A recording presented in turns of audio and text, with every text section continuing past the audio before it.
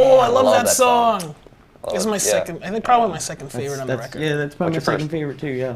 It's probably Kids. Yeah. How did that song start out? You were listening to Sleigh Bells, I think, a lot? No, we were having dinner, remember? And then all of a sudden, I was like, yeah, I mean, we have been listening to Sleigh Bells a bit, but we were just having dinner, and then all of a sudden, I drifted off in the conversation. I think it was an A&R there from England, and we were talking about Klaxons and a bunch of electro bands, I think, and then I just drifted off, and I remember standing up and going, I think I got something, and we just kind of ran back, and then I just played that opening note and we looped it, and then that was literally from it. there the song came in. We did. And then I was like, all right, then let's have the drums come in, and then it was a cool. It's indicative of the whole recording process, because anybody that had an idea would just then grab that guitar and do it. Be it anybody in the band or Rob or anybody, like, because I think I played guitar on that one for a good solid 5 minutes before we then started fixing stuff.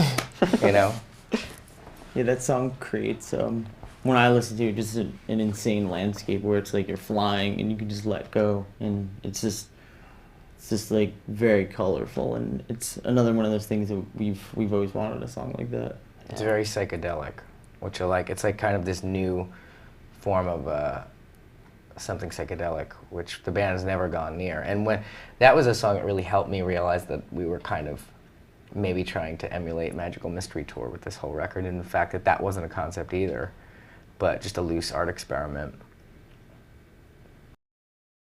Summertime, it goes along with the idea of us, breaking down barriers or, rules or, burning the rule book. It was just a riff I had maybe for a year or two, and, I just never felt that it fit with the band. I was like, it's cool, I'll just keep it around. I'll play it every now and again. And one night, Rob has so many amazing guitars that I would just pick some up and play them, and I'd started playing the riff, and somebody, I think it was Ray, that heard it, and he was like, we can use that. And I was like, whoa, really? And it just kind of like, it was like, it just grew, and yeah, that's kind of how it came about. Mm-hmm. Yeah, that was cool too, because that song, we didn't finish it really towards the end, but we started working on it very early. Like every like month, like I'd say as months passed by, every couple of weeks we would come back to it, work on it a little bit, come back to it, and and then at the end, once Gerard had written all the lyrics for it, that's when the song really, like it was like, oh, that's such a solid song. It's so good. Yeah, I love that song. It's the one song where Rob really challenged me to dig deep personally. He's like, a lot of this record are things your views and your opinions of the world. Like, I think it's time to give the audience one about you or your personal life, and it doesn't have to be anything bad from your personal life. In fact, I would prefer it if it was something nice. So it's definitely about the summer that we spent on Project Rev and meeting Lindsay, and it's also about, in a relative sense, like being a kid and turning your headphones up to drown out maybe some of the bad noise, and then kind of meeting the people that make you not have to do that anymore, and you can take them off, which is, I think when you find that perfect person, they make the noise go away, which is really great, and that's kind of one of the ideas I want to get across in that song. I had become really interested because of the colorful nature of the record. I'd become very interested in Holi Festival in India. And I had seen all these amazing photos of the powder and the colors and everything, and I felt that festival, even though I didn't know really what it meant, I could read about it, but I still didn't know. I felt very relative to what was going on. And so I would go on YouTube and try to find clips of just anything going on at Holi Festival. And there's this one where there's some street performers just playing drums, and they're not exactly like them, but the drums made me feel a kind of groove in my head. And then again, much like Sing, I wanted those drums. So then we kind of, we made those drums happen. And again, it just built. That was a Strobe Light song as well. But I think I did vocals in pitch blackness with a strobe on. And originally that song had like 4 different vocal tracks going on at once, so we tried to retain that as much as possible. A lot of the original takes in there. That actually goes for a lot of songs on the record. But I love that song. So in essence, it ends up being about God, the caste system, religion kind of keeping a group of people down, maybe sometimes existing solely for that reason. It's about the belief of luck or lack thereof, or God, which I think is an important thing to discuss, and it's super badass. So. I love that That song. might be everybody's favorite song. I know. Yeah. It's my favorite. Whose favorite is it? Off the record. It's my favorite. Oh my God! It's Unanimous. oh my Your God! favorite It song. has my favorite lyric in it. It's Andy's favorite too. Which one? Which That one? one, you only hear the music when your heart begins to break. Ah, awesome. No, that's one of my favorite lines on the record too. And just the notion of being the kids from yesterday. Whenever I would come up with something, I would kind of Google it too, to see if the sentiment exists anywhere else. And I mean, obviously, Bulletproof Heart. I found out. I came to find out was a Grace Jones song, which made me a little more psyched on it. But that one, I don't think I found too much on that. I know The Only Hope for Me Is You, same thing. And it was like, it's cool to step into new territory. Lyrically, it's very rewarding. You're like, oh my God, I came up with a new idea. And I was thinking, all right, if we're the kids from yesterday, what does that mean? Obviously, it means we're the adults today. And that song was so important to finish because I had to accept that I had grown up kind of on my own terms. And having a child makes you question, are you growing up or are you growing up the right way? And what's best for your child to grow up the right way, which is how you want to. Because I knew that when the band started, it was just like we were those kids on the chain link fence yelling.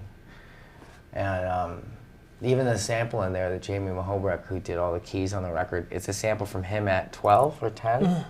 Somewhere around there, yeah. And his friends yelling into a little tape recorder. And we sampled that and just ran it. The yelling through the song is just that. It's to me the most magical. And it scratched a really big itch for me because it's stuff that we never really got to do. Yeah, it's like, what I love about it, I mean, when I hear it, it's like a song, it's like self-reflection. Like, you just, like, look back and just, you know, be happy about everything you have and everyone around you. Yeah. That was the last one that we finished for the record. Yeah, it was awesome too because I think at that time you had gone home to be with your wife because he was expecting kids, you know, and it was a really crazy It's like time. the next week my daughters are born. Yeah, like the week after. And it was amazing, though, because I remember what Frank had said once he had heard the song. He goes, wow, it sounds like as if I was there. He's like, I wouldn't change anything on this, which is super crazy, you know, because we obviously all have opinions about what we make. And I guess that's why it's everybody's favorite, because it's the one thing where we're like, oh, yeah, I wouldn't change anything in this. This is really pure, you know. And it really helped me feel a completion to the album. Good Night, Dr. Death. Steve had come up with a lot of that stuff. I think there are some things I wanted him to say, but he got a real feeling for the character after the first bit. And he recorded that at home in a closet, or at a friend's house in a closet, and then sent it to us, and we just popped it in. We got our national anthem on there, which was always the idea, because classically a radio station or a television station traditionally signs off with that. But then that last blast of sound just kind of lets you know that, I think, like, you know, much like the rest of the record, this is what we've done to it. This is what it sounds like to be free. It could have been anybody's anthem who would have done the same thing, would have just blasted that sound. Because that's, to me, what the record is. It's a pure blast of sound that's very free and reckless. And it leads us right into our end credits, which is Vampire Money. I love that song. Oh, I love it, yeah. That song was recorded one night. I mean, we did maybe 3 Like takes. 3 takes, yeah. Yeah, Third third take, take was that's the it. magic one, yeah. The first live recording of a band of our band on an album. There's vocal overdubs and gangs, but it's all the third take. And it comes from and Rob had said this song is pure antimatter. He started to refer to it because it's about it's about one of the most punk things I've heard in years, because it's about something very real. It's about, I mean, just to be honest, it's about being asked to constantly do a song for a fucking Twilight movie, and there's no offense to anybody involved, and it's not their fault because I'm sure they didn't even want us involved at a certain point, but other people trying to get you to do stuff, and we didn't want to do it. It just wasn't us. It's not our thing. So I wrote a very real song about it, like, give me some of that vampire money, because that's what it felt like everybody's trying to go for right now. They want that fucking vampire money, and you know, it's super real in that regard, and that's what, you know, like, all right, so if Sex Pistols were singing about what pissed them off, and it, you know, well, what would piss us off now? Well, we're not pissed at the president, and we're not pissed, you know, we're pissed at this thing constantly coming into our lives and pulling us out creatively from what we want to do, which is to move forward. I don't mind that there's a song on a record about 2019 about something that obviously won't be around in 2019. That doesn't bother me, but it's pure. It's one of the most pure moments on the album. Yeah, the intro of that song, it's one of the my favorite things we've ever done in a song. I think it's just a lot of fun.